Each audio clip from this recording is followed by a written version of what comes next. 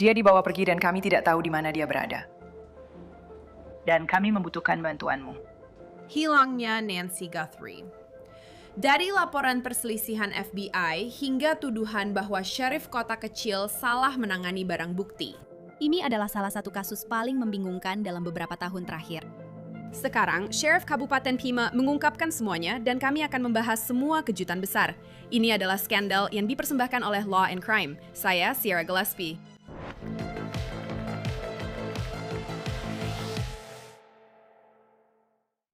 Sekarang sudah lebih dari 100 hari sejak Nancy Guthrie tampaknya menghilang begitu saja. Sekilas, pencarian ini tampaknya masih benar-benar terhenti. Namun, menurut sheriff yang memimpin penyelidikan, itu tidak benar. Dia mengatakan ini masih merupakan penyelidikan yang sangat aktif, dan sekarang dia akan mengungkapkan semuanya. Mulai dari keterlibatan FBI, pengambilan sampel DNA, hingga apa yang disebut sheriff sebagai ribuan dan ribuan video yang harus diperiksa satu persatu. Kami akan membahas di mana posisi penyelidikan saat ini, detail terbaru apa saja, dan kapan kita bisa berharap mendapatkan beberapa jawaban. Pada titik ini, Anda sudah tahu ceritanya. Nancy Guthrie yang berusia 84 tahun, ibu dari Savannah Guthrie, salah satu pembawa acara Today Show, terakhir kali terlihat pada 31 Januari di rumahnya di Tucson, Arizona. Nancy baru saja makan malam bersama menantunya dan putrinya, lalu kembali ke rumah. Keesokan harinya, ketika Nancy tidak muncul di gereja, teman-teman dan keluarganya mulai sedikit khawatir.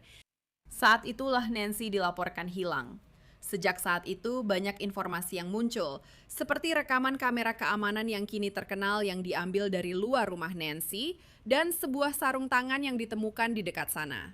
Namun meskipun ada petunjuk-petunjuk yang tampaknya kuat ini, kita masih belum tahu apa yang terjadi pada Nancy atau di mana dia berada. Dan kemudian masuklah Sheriff Kabupaten Pima. Sekarang, tim kami yang mengatur narasumber di Law and Crime telah menghubungi dia, berharap bisa duduk berdua, menanyakan semua pertanyaan yang sangat ingin kami ketahui jawabannya. Sejauh ini kami belum mendapat balasan, tapi kami tahu dia telah berbicara secara eksklusif dengan People Magazine. Dia mengatakan kepada mereka, kutip, ada rasa frustrasi karena orang-orang ingin tahu, tapi ini sama saja seperti kasus lainnya. Kadang-kadang kasus bisa terpecahkan dalam hitungan jam atau hari, kadang-kadang butuh waktu lama. Tim saya, sejak awal saya sudah bilang, mereka akan memecahkan ini. Saya 100% yakin akan hal itu. Tapi pertanyaannya, bagaimana mereka akan memecahkannya? Menurut Sheriff, timnya masih mendapatkan banyak bantuan dari masyarakat. Dia berkata, kutip, saat ini saya rasa fokus kami adalah pada petunjuk, informasi, dan bukti yang ada di depan kami. Secara digital, rekaman kamera, juga bukti biologis, DNA, dan hal-hal seperti itu. Dan itu adalah sesuatu yang sering kami lihat di hampir semua kasus kami. Ada kamera keamanan dan CCTV di mana-mana, dan banyak orang memiliki kamera ring atau NES di luar rumah mereka. Dan semua bukti itu memang sangat bagus, tapi bisa terasa sangat banyak dan membingungkan. Kembali ke Sheriff, dia berkata, kutip, ada ribuan dan ribuan video di luar sana dari persimpangan dan kamera ring yang harus kami katalogkan. Mungkin semua truk putih ada di sini. Semua sedan merah ada di sana. Kamu harus memilahnya supaya ketika kamu menemukan tersangka, hey, tersangkanya adalah John Doe. Kita sudah menemukannya. Lalu kita bilang, baiklah, apalagi yang kita ketahui tentang John Doe? Jadi untuk memusatkan perhatian pada seorang tersangka, Sheriff mengatakan timnya memulai dengan membuat peta digital, lalu menelusurinya secara mundur untuk mempersempit pencarian tersangka dan membandingkan semuanya dengan tersangka itu. Oh, dia mengendarai truk putih. Apakah ada truk putih di daerah itu pada saat itu? Oh, John Doe punya nomor ponsel ini. Kamu kembali ke bukti-bukti yang sudah dikumpulkan sejak awal untuk mencoba membangun kasusmu. Tapi selain semua bukti digital itu, seperti kamera ring atau bukti ponsel, ada juga DNA. Dan seperti yang sudah kami laporkan di sini di Law and Crime, sejak awal para penyidik menemukan darah di tempat kejadian perkara. Nah, darah ini kemudian diketahui adalah darah Nancy sendiri. Tapi ada juga DNA lain yang ditemukan di TKP. Namun, DNA itu belum cocok dengan tersangka manapun. Sheriff mengatakan kepada majalah People, kutip, saya tahu kami memiliki DNA yang tidak diketahui siapa penyumbang atau penaruhnya. Tapi saya rasa mereka semakin dekat untuk mengetahui siapa orang itu. Ketika laboratorium memberitahu kami, hey, tidak ada lagi yang bisa kami lakukan, nah mungkin saat itu kita punya masalah, kita punya kasus dingin. Tapi saat ini, laboratorium belum mengatakan itu kepada kami. Dan ini adalah kritik besar omong-omong yang dihadapi oleh Sheriff bahwa barang bukti diduga salah ditangani dalam penyelidikan. Menurut wawancaranya dengan majalah People, dia membantah hal itu tentang pencarian tersebut. Dia berkata, kutip, pesawat langsung dijalankan, mereka menemukan darah. Tim pencarian dan penyelamatan melihat lokasi kejadian dan menyadari bahwa itu tampak mencurigakan. Mereka melakukan persis seperti yang seharusnya mereka lakukan. Ada juga beberapa laporan tentang adanya perselisihan antara penegak hukum setempat, yaitu Departemen Sheriff Kabupaten Pima, dan penyelidik federal, yaitu FBI. Baru bulan ini, Direktur FBI Kash Patel muncul di podcast Hangout with Sean Hannity, di mana dia berkata, kutip, "Apa yang kami, FBI, lakukan adalah mengatakan, hey, kami di sini untuk membantu. Apa yang kalian butuhkan? Apa yang bisa kami lakukan?" Dan selama 4 hari, kami tidak diizinkan ikut dalam penyelidikan. Namun, Sheriff membantah semua ini. Dia mengatakan kepada majalah People, kutip, Direktur Patel berhak atas pendapatnya, tapi FBI sudah bersama kami sejak hari pertama. Kami selalu memiliki hubungan kerjasama. Jadi menurut Sheriff, penyidik negara bagian dan federal masih bekerja keras. Dia tidak benar-benar memberikan rincian yang pasti yang akan kita bahas lebih dalam di wawancara hari ini. Jadi terus simak ya. Tapi Sheriff memang menyebutkan tekanan yang semakin besar dari semua ini. Dia mengatakan tidak ada yang ingin melakukan penangkapan yang salah, tidak ada yang ingin menuduh seseorang secara salah. Pada suatu saat nanti, mungkin akan ada seseorang di ruang sidang yang berhak mendapatkan pengadilan yang adil dan tidak memihak. Cara untuk mendapatkannya adalah melalui penyelidikan yang adil dan tidak memihak. Tapi saat ini, kami sebagai masyarakat merasa sama sekali belum lebih dekat untuk mendapatkan jawaban apapun. Sheriff menyebutkan hal itu dan juga kesulitan yang pasti sedang dialami keluarga Guthrie. Dia berkata, kutipannya, masyarakat merasa frustrasi. Bahkan bagi keluarga Guthrie, setiap detik yang berlalu pasti terasa seperti 100 hari karena mereka tidak tahu. Yang penting adalah melangkah maju dengan hati-hati agar kita tidak melakukan kesalahan atau menuduh seseorang secara salah atau melakukan penangkapan yang salah. Dan kita tidak bisa melupakan besarnya nama besar di balik kasus ini. Jutaan orang Amerika secara rutin memulai hari mereka bersama Savannah Guthrie di dapur mereka. Maksud saya, mereka memulai hari dengan acara Today Show. Dan ketika ibunya sendiri menghilang, publisitas dari kasus orang hilang ini sangat besar. Begitu juga dengan dugaan adanya permintaan tebusan yang bahkan telah dibahas oleh keluarga Guthrie di postingan media sosial mereka. Kami juga telah mendengar laporan tentang surat tebusan di media. Sebagai keluarga, kami melakukan segala yang kami bisa. Kami siap untuk berbicara. Namun, kita hidup di dunia di mana suara dan gambar sangat mudah dimanipulasi. Kami harus tahu tanpa keraguan bahwa dia masih hidup dan bahwa dia memang bersama kalian. Kami ingin mendengar dari kalian, dan kami siap untuk mendengarkan. Tolong hubungi kami. Savannah Guthrie sendiri telah berbicara secara terbuka, mengatakan bahwa keluarganya telah menerima banyak permintaan tebusan, tetapi hanya 2 yang mungkin benar-benar asli. Dia mengatakan dalam penampilan terbarunya di acara Today Show, kutipannya, "Ya, penyelidikan masih berlangsung dan orang-orang telah bekerja tanpa lelah, dan kami melihat itu. Tapi kami butuh jawaban. Kami tidak bisa tenang tanpa mengetahui jawabannya." Sejak Nancy menghilang, FBI telah melaporkan menerima setidaknya 13.000 petunjuk. Sejak saat itu, menurut wawancara terbaru dari Sheriff, petunjuk-petunjuk itu belum berhenti. Dia mengatakan, kutipannya, "Kami masih menerima telepon, kami masih menerima petunjuk. Bahkan jika petunjuk itu datang dari tadi malam, 102 hari kemudian, karena bisa saja ada seseorang yang menelpon dan berkata, ada seseorang di lingkungan ini yang terlihat mencurigakan. Kami memberitahu warga kami di Kabupaten Pima, jika Anda melihat sesuatu yang mencurigakan menurut Anda, hubungi kami." Baiklah, jadi Sherry sudah menjawab beberapa pertanyaan. Tapi aku masih punya banyak pertanyaan lagi, seperti di mana Nancy? Mari kita hadirkan tamu hari ini untuk membahas pertanyaan itu dan masih banyak lagi. Ini adalah pensiunan sersan polisi Troy Hillman, penulis Chasing Down the Zombie Hunter, kisah nyata tentang seorang akuntan kota kecil, sekelompok detektif elit, dan kasus tak terpecahkan paling menakutkan di Arizona. Dan seperti yang kamu dengar tadi, Troy berasal dari Arizona, tempat semua ini terjadi. Jadi Troy, senang bertemu denganmu. Terima kasih sudah datang ke Scandal. Dan mari kita mulai dengan info terbaru, yaitu fakta bahwa Sheriff telah buka suara dan mengungkapkan beberapa hal mengejutkan dalam wawancara eksklusifnya dengan majalah People. Apa hal utama yang kamu dapatkan dari wawancara itu? Ya, itu menarik. Saya rasa memang sudah waktunya ada pembaruan. Sudah lebih dari 100 hari berlalu. Jadi menurut saya, memang sudah menjadi kewajibannya untuk mengatakan sesuatu. Tapi pada dasarnya dia semacam mengulang beberapa topik yang sudah pernah dia bahas, seperti mereka masih meninjau bukti video, mereka masih memeriksa DNA, mereka masih meninjau laporan-laporan yang masuk. Jadi menurut saya ada beberapa potongan informasi yang mungkin baru, tapi sebenarnya tidak banyak. Itu seperti, hey, kami belum melupakan ini, kami bekerja keras. Dan kamu tahu, butuh banyak waktu untuk memeriksa semua informasi ini.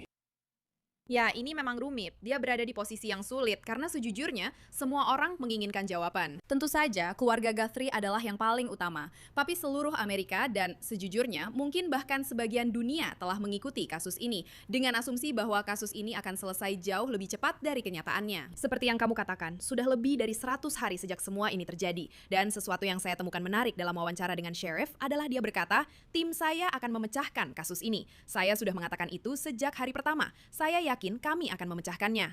Menurut saya, maksudnya dia memang percaya diri. Tapi apakah terlalu berlebihan untuk mengatakan, tidak, kita sudah hampir berhasil, kita akan memecahkannya? Apa pendapatmu? Ya, maksud saya selalu bilang ke keluarga-keluarga yang saya tangani, jangan pernah kehilangan harapan. Kamu tahu, selalu ada kemajuan baru, teknik-teknik baru. Yang kamu butuhkan hanyalah satu potongan kecil informasi untuk membawamu ke arah tertentu. Lalu, seluruh kasus bisa terungkap dan kamu bisa memecahkannya. Jadi, jangan pernah menyerah. Tapi juga, dan aku harap saat dia menyebut timnya, itu juga termasuk pihak federal, kamu tahu, otoritas. Karena aku tahu ada sedikit ketegangan antara pihak lokal dan federal saat ini. Beberapa hal sudah diucapkan. Jadi, kamu tahu, menurutku ya, jangan kehilangan harapan. Ini sama sekali belum bisa disebut kasus dingin pada saat ini. Dan kamu harus terus menelah informasi dan menemukan potongan puzzle yang hilang itu. Itu pasti ada di sana.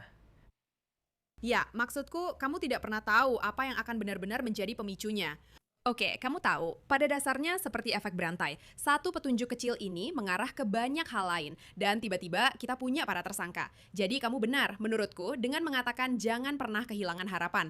Mereka masih menyelidikinya. Tapi sesuatu yang kamu tunjukkan juga ini cukup menarik. Dalam kasus ini, ada perselisihan, seperti yang kamu sebutkan, antara pihak lokal, yaitu Departemen Sheriff Kabupaten Pima, dan pihak federal, yaitu FBI di sini. Oke, jadi aku akan membawamu kembali. Aku suka Criminal Minds. Itu salah satu acara favoritku. Acara itu tentang unit analisis perilaku dari FBI. Dan mereka selalu membicarakan di acara itu. Mereka bilang, ya kami harus diundang oleh pihak lokal. Apakah itu benar? Apakah Departemen Sheriff Kabupaten Pima perlu mengundang pihak federal untuk kasus ini? Karena menurut Direktur FBI sendiri, kami sudah di sana, kami sudah siap. Tapi selama 4 hari, Kabupaten Pima tidak menginginkan kami di sana. Sementara Sheriff Kabupaten Pima mengatakan kami sudah melibatkan mereka sejak awal. Jadi pertanyaan panjangnya, apakah mereka harus diundang dulu? FBI maksudnya?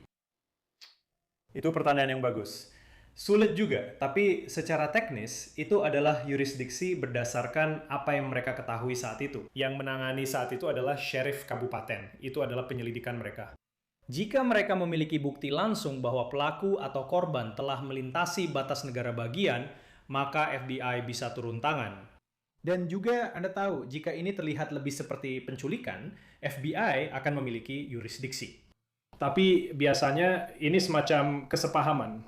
Anda tahu, FBI ada di sana pada dasarnya untuk menyediakan sumber daya seperti Anda tahu laboratorium mereka, ahli forensik digital mereka, BAU yang Anda sebutkan juga bisa dilibatkan. Tapi pada saat itu Anda tahu, beberapa hari pertama terasa aneh karena awalnya hanya sebagai kasus orang hilang dan kemudian berujung pada temuan darah. Ada bukti bahwa dia dibawa pergi, bahwa dia diculik dan kemudian semuanya berkembang dari situ.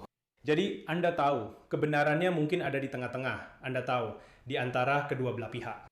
Tapi sayangnya, Anda tahu, ada ego dalam penegakan hukum yang ikut terlibat. Jadi, Kadang-kadang Anda tahu, hal-hal itu ikut berperan.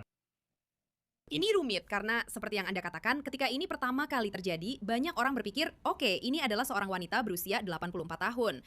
Kami memiliki sesuatu di negara kami, Anda tahu, yang disebut Silver Alert, di mana itu biasanya untuk seseorang yang mungkin menderita demensia atau Alzheimer. Kami pernah melihat kasus seperti ini, di mana mereka tersesat atau bingung, atau mengalami gejala sundowning. Jadi pada awalnya, semua orang berpikir, oke, mungkin dia, Anda tahu, apakah dia menderita demensia, apakah dia punya sesuatu? Dan kemudian langsung saja Sheriff berkata, tidak, dia sangat cerdas. Itu sama sekali tidak ada hubungannya dengan itu. Savannah Guthrie dan keluarganya keluar dan mengatakan, tidak, dia masih sangat sigap. Seingatku mereka bilang begitu. Dan itu sama sekali tidak ada hubungannya dengan itu. Dan kamu benar, kami melihat darahnya. Kami melihat video dari kamera ring, begitu banyak yang terjadi. Jadi, aku bisa mengerti kenapa semua orang, FBI, penegak hukum setempat, semua orang ingin jawaban. Tapi seperti yang kamu bilang, ada ego yang terlibat dalam semua ini. Dan itu juga hal lain, yaitu Sheriff Kabupaten Pima sendiri telah menerima cukup banyak kritik karena orang-orang bertanya, kenapa begitu lama? Sudah lebih dari 100 hari. Apakah orang ini memang tidak siap untuk semua ini? Ini Tucson, kota kecil. Kamu tahu, kita melihat dia tidak siap untuk situasi perburuan nasional seperti ini. Maksudku, menurutmu bagaimana? Dan sekali lagi, aku tidak bermaksud menyalahkan siapapun. Aku tahu ini adalah perjuangan yang sangat berat. Dan menurutku, dia memang ingin Nancy ditemukan dan sudah berusaha keras untuk itu. Tapi bagaimana menurutmu tentang kritik yang dia terima? Ya menurutku dia memang sudah berada di posisi sulit sejak awal. Kau tahu, kalau itu aku secara pribadi, mungkin aku akan meminta petugas informasi yang lebih mahir berbicara kepada media, biasanya menangani lebih banyak detail atau nuansa dari penyelidikan. Dan aku mungkin akan tetap berbicara secara umum jika aku adalah sheriff. Tapi sekali lagi, itu hanya pendapatku. Jadi, kau tahu, menurutku dia memang berusaha, menurutku dia benar-benar orang baik, dan dia berusaha memberikan informasi sebaik mungkin. Dan menurutku di awal mungkin dia memberikan sedikit terlalu banyak informasi, karena memang ada keseimbangan yang rumit antara kau tahu, kau tidak ingin memberikan terlalu banyak karena itu bisa membuat penyelidikan berjalan ke arah tertentu atau jalur tertentu yang sebenarnya tidak diinginkan. Jadi, kau tahu, itu memang aku selalu menyebutnya seperti berjalan di atas tali, karena kau berusaha memberikan informasi kepada masyarakat. Ada banyak sekali influencer, ada banyak sekali media sosial, ada orang-orang penyelidik amatir di internet yang mencoba memecahkan ini. Dan mereka ingin membantu, tapi kau harus menyeimbangkan itu dengan, hey, mari kita biarkan para penyidik kita melakukan tugas mereka, dan secara metodis menelusuri penyelidikan ini. Karena pada akhirnya, mereka lah yang harus bersaksi di pengadilan. Kalau nanti dia ditemukan, lalu kalau pelakunya berhasil ditangkap, Ya, dan itu juga sesuatu yang dikatakan oleh Pak Sheriff dalam wawancaranya, yaitu kita harus menjaga integritas semua ini. Karena misalnya suatu hari nanti kasus ini masuk ke pengadilan jika ada persidangan. Seperti yang kamu bilang, orang-orang ini harus bersaksi bahwa mereka mengikuti protokol, mereka mengikuti prosedur. Jadi pada akhirnya semua orang menginginkan keadilan. Jika memang ada semacam kasus pidana di sini, kita harus memastikan semuanya benar. Dan sepertinya saat aku mendengar tentang ini, itu sedikit mengingatkanku ketika kamu membicarakan tentang, kamu tahu, berjalan di atas tali yang sangat tipis itu. Kalau kita kembali ke kasus Idaho 4, ini terjadi pada November 2022. 4 mahasiswa dibunuh. Kalau kamu ingat waktu itu, semua orang bertanya-tanya, ada apa ini? Moscow Police Department? Bereskan dulu kerja kalian seperti tidak memberi kami apa-apa. Lalu tiba-tiba sebulan kemudian mereka bilang, oh kami sudah punya tersangka ini, Bryan Kohberger. Kami sudah lama mencari dia, kami hanya tidak bisa memberitahu kalian, publik. Jadi aku bertanya-tanya, mungkinkah ini seperti itu, di mana kita sebagai publik berkata, ya ampun Pima County, ayo dong bereskan semuanya. Padahal kenyataannya mereka punya lebih banyak informasi daripada yang mereka ungkapkan. ya benar sekali mereka. Kita mungkin hanya tahu 25% dari apa yang mereka ketahui. Dan itu memang disengaja, bukan begitu. Bukan berarti mereka berniat jahat atau mencoba untuk, kamu tahu, tidak berkomunikasi dengan komunitas. Tapi mereka memang berusaha menahan informasi. Karena yang tidak mereka inginkan adalah ada seseorang yang mencoba untuk menempatkan diri mereka dalam bahaya.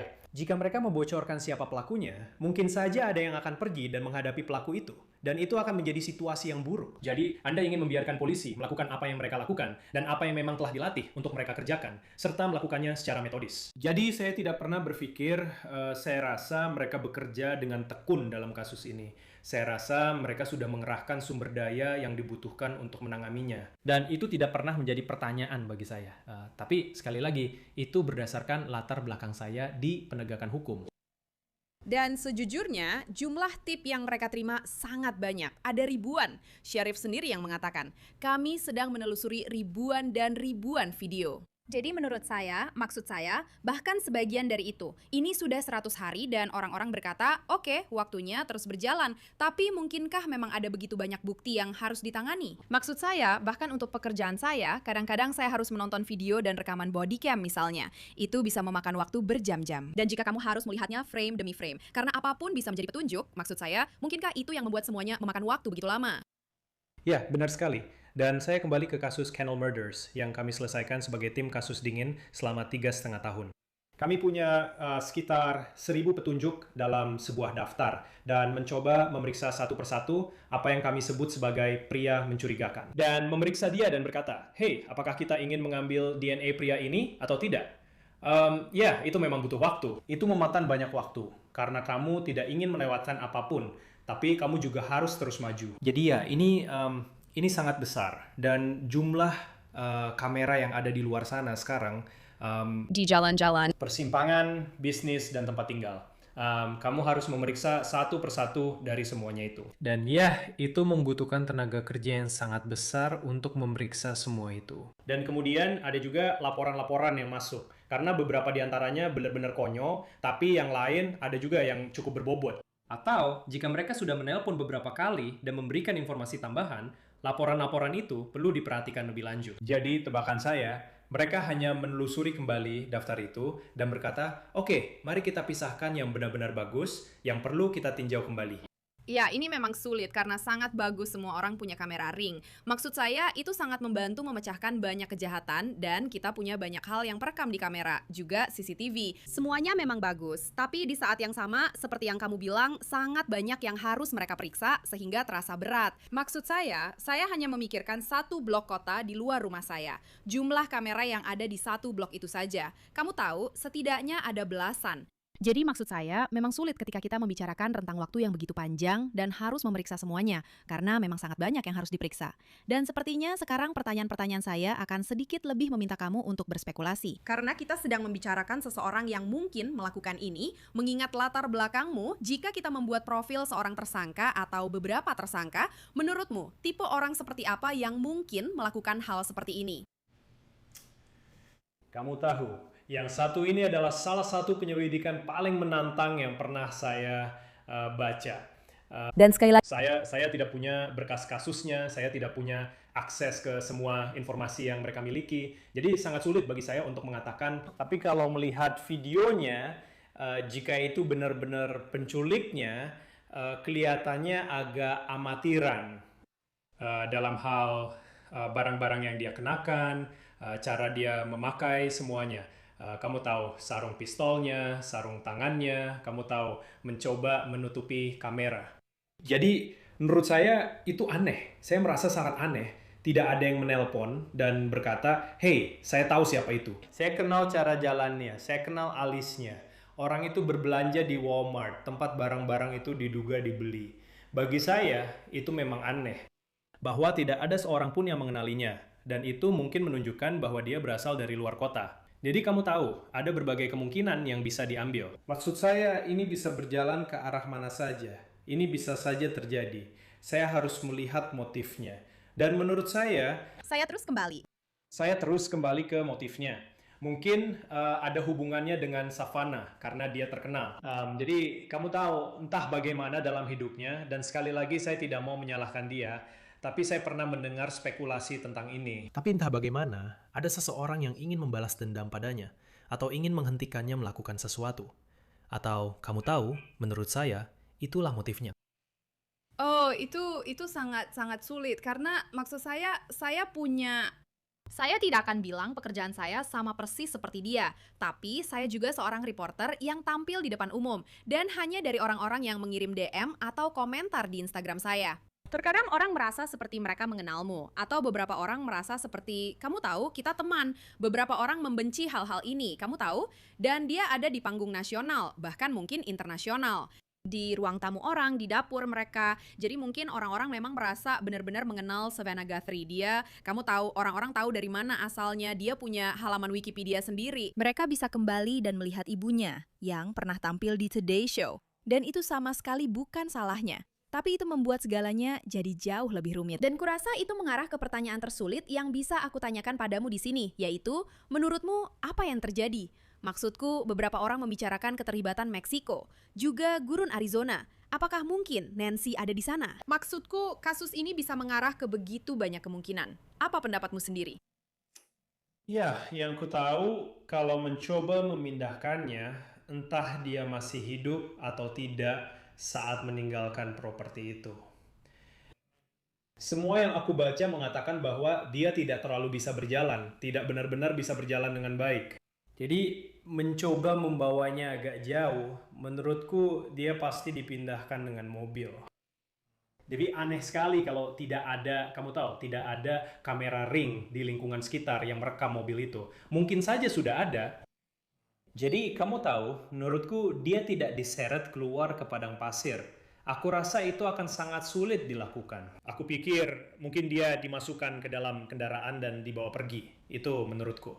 Soal dia dibawa kemana, sulit untuk dikatakan. Aneh rasanya ada hadiah besar yang ditawarkan. Maksudku jumlahnya meningkat jadi lebih dari $1 juta. Dan tidak ada seorang pun, kau tahu, yang benar-benar maju untuk mengaku berhak atas hadiah itu. Jadi itu juga terasa aneh bagiku. Ada begitu banyak hal aneh dalam penyelidikan ini yang kau tahu, semoga saja pada akhirnya mereka bisa merangkainya. Entah bagaimana, kau tahu, sulit untuk mengatakan apakah Nancy aman saat ini. Keadaannya tidak terlihat baik karena riwayat medisnya dan kebutuhannya akan obat. Tapi siapa yang tahu?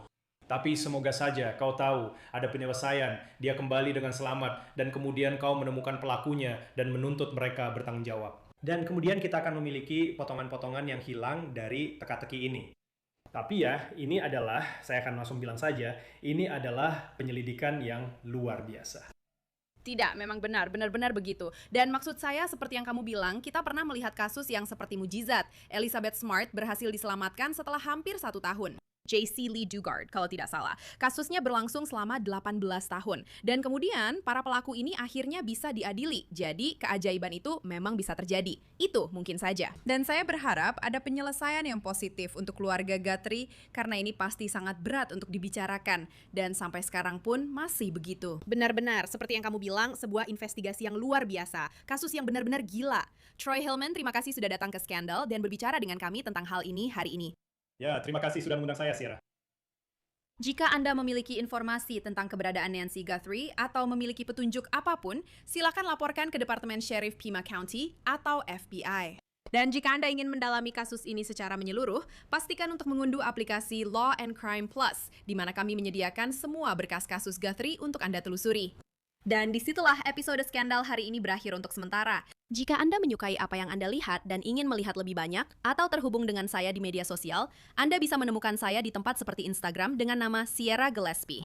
Terima kasih sudah menonton episode Skandal hari ini. Seperti biasa, saya adalah pembawa acara Anda, Sierra Gillespie, dan sampai jumpa di lain waktu.